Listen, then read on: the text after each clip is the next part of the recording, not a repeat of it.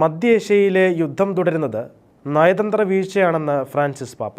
ഇസ്രായേലിന് നേരെ ഹമാസ് ഭീകരർ നടത്തിയ ഭീകരാക്രമണത്തിൻ്റെ 1-ാം വാർഷികത്തോടനുബന്ധിച്ച് മധ്യേഷ്യയിലെ കത്തോലിക്ക വിശ്വാസികൾക്ക് എഴുതിയ കത്തിലാണ് പാപ്പ ലോകത്തെ വൻ ശക്തികളുടെ നയതന്ത്ര വീഴ്ചയെ വിമർശിച്ചത്. ഭീകരാക്രമണത്തിൻ്റെ 1-ാം വാർഷികം ലോക സമാധാനത്തിനായി ആഗോള കത്തോലിക്ക സഭ ഉപവാസ പ്രാർത്ഥനാ ദിനമായി ആചരിച്ചിരുന്നു. ഇതോടനുബന്ധിച്ച് റോമിലെ സെൻറ്റ് മേരി മേജർ ബസിലിക്കയിൽ ഫ്രാൻസിസ് പാപ്പ ജപമാല പ്രാർത്ഥനയും നടത്തിയിരുന്നു. 1 വർഷമായി തുടരുന്ന സംഘർഷം പരിഹരിക്കപ്പെടാതെ തുടരുന്നത് ലോകശക്തികളുടെ ലജ്ജാകരമായ കഴിവില്ലായ്മയാണ് പ്രകടമാക്കുന്നതെന്ന് മാർപ്പാപ്പ ചൂണ്ടിക്കാട്ടി.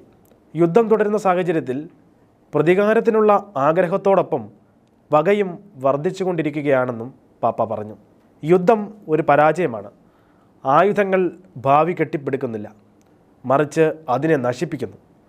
അക്രമം ഒരിക്കലും സമാധാനം നൽകുന്നില്ല. ചരിത്രം ഇത് തെളിയിക്കുന്നു. എന്നിരുന്നാലും വർഷങ്ങളായി തുടരുന്ന സംഘർഷങ്ങൾ നമ്മെ ഒന്നും പഠിപ്പിച്ചിട്ടില്ലെന്ന് മാർപ്പാപ്പ പറഞ്ഞു.